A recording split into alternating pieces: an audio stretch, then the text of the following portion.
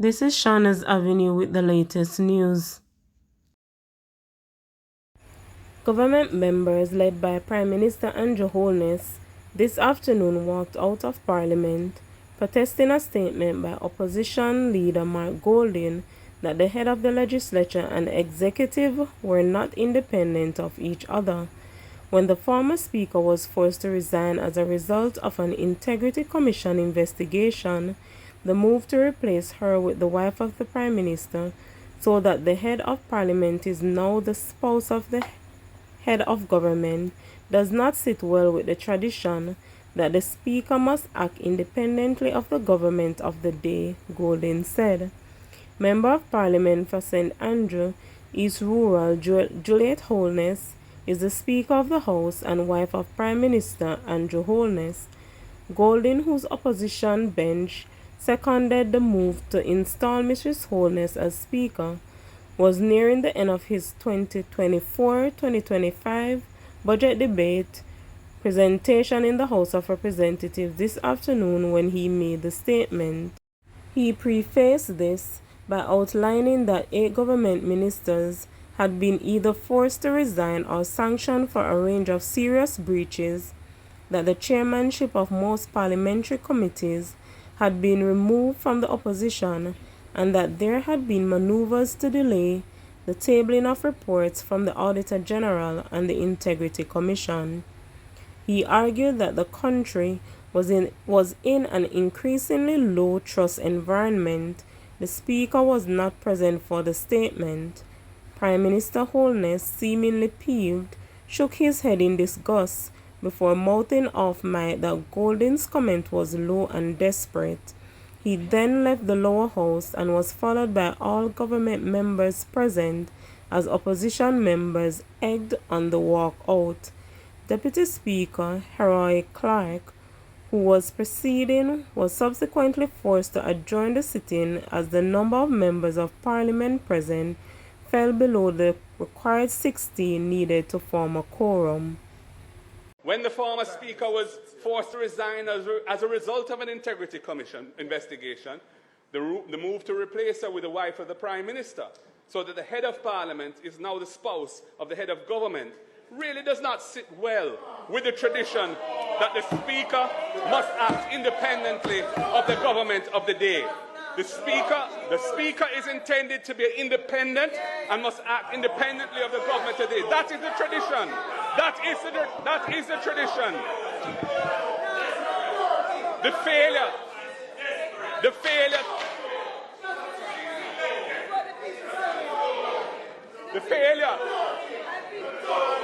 Mr. Speaker. Members.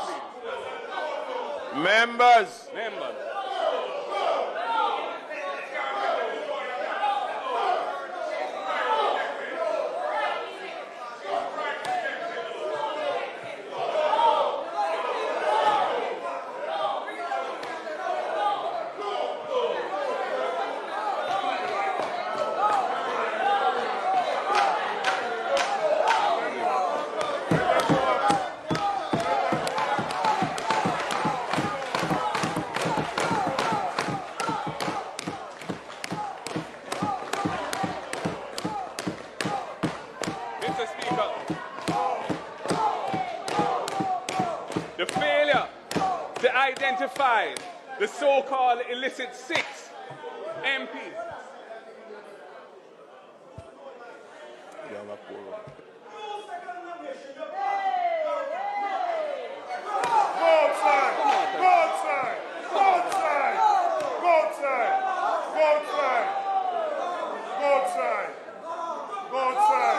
Your Prime Minister fire you, both sides. Your Prime Minister fire you, both sides.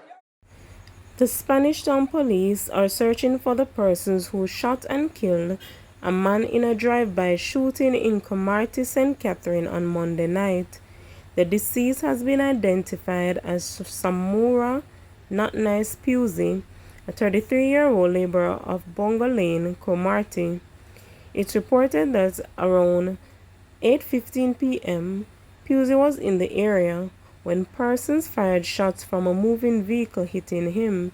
He succumbed to his injuries. No motive has been established in his death. The Spanish Town Criminal Investigations Branch is conducting an investigation into the matter.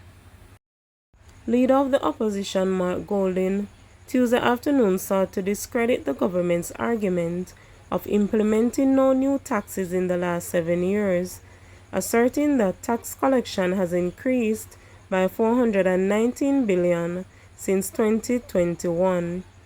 Golding, who was making his contribution to the 24-25 budget debate in the lower house of Parliament, said in financial year 2015-16, the financial year of the last People's National Party administration, the tax collected total 411.8 billion.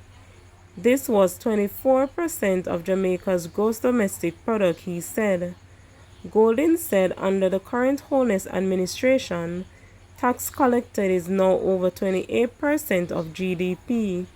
He said 419 billion of additional taxes has been collected over the past 4 years, representing an increase of 66%. Golding said that this is more than double the accumulated inflation of 31% over that 4-year period. Looking at tax collection from the perspective of each Jamaican, since this Jamaica Labour Party government came to office, they have more than doubled the annual tax take from every man, woman and child in Jamaica, increasing it by a massive 190,000 per person to a total of 342,000 per person of taxation in the 2014-2015 budget. So much for no new taxes. No sanky no sing so, said Golding. He argued that while there have been no new taxes, there have been much more taxes. Newly installed Commissioner of Police, Dr. Kevin Blake, says he stands ready to partner with stakeholders, chief of which are citizens of Jamaica, in the interest of national security.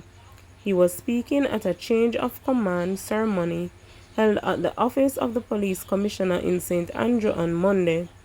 If we say we want to slay this crime monster that threatens to ruin the fabric of our society, then we must be prepared to move past the negativism and the useless rhetoric of self-defeat. We must be prepared to have a shared understanding and an accurate definition of the nature and scope of the problem we all want to solve, the commissioner argued. Make no mistake, the Jamaica Constabulary Force is the agency of the state with the primary responsibility for the reduction of crime and violence in Jamaica. The buck stops with us, yet we welcome sincere partnerships and we respect that we all have a role to play, government, non-governmental, and individuals alike, he added. Blake further noted that partnership with mainstream media is critical in sharing accurate and timely information, adding that he looks forward to engaging with media stakeholders. We respect the values of transparency, truth, and accountability to the public as essential in the fight to defeat crime and make Jamaica safer. I say to the Jamaican press, we need your partnership to help us live up to these values in an environment where citizens can access information from multiple sources which do not meet the basics in journalistic practice and ethics, the commissioner said. Deserves a police force that is responsive, a force that is modernized, and on par with the best law enforcement agencies in the world. Jamaica wants justice, and for many Jamaicans, justice often starts in an interaction on any given day with the police. That interaction, whether forceful or otherwise, must be predictably professional and respect for the law and for the individual. We know this as the JCF. For over 150 years, we have been the most tactile workforce in Jamaica. And in more recent years, we have made significant strides in improving how we interact and engage with the people whom we are here to serve and protect. Under my watch, Unprecedented programs will be launched to win the hearts and minds of communities across Jamaica, to restore the JCF as the rightful legal guardians of Jamaica, providing trusted and reliable security services. We know that there are far more lawful and law-abiding people in Jamaica than the lawless and criminal among us. Make no mistake, we will isolate these criminals. We will disrupt criminal gangs. We will pursue, capture, and build airtight cases for the conviction of the producers, the facilitators, and the sympathizers of crimes, whose only interest and desire is to cause hurt, mayhem, and destruction. These people do not deserve the shelter and protection of law-abiding citizens. Ladies and gentlemen, we only have one Jamaica, our beautiful island that rivals every country on earth as a leading tourism destination with the warmest and most hospitable people on the planet. The Jamaican people deserve to live peacefully and to enjoy a safe, secure society, free of fear, free of crime and violence, and we must protect our nation home against all threats, external and internal. And in so doing, the Jamaica Constabulary Force will not fail in its duty to serve and protect the lawful majority.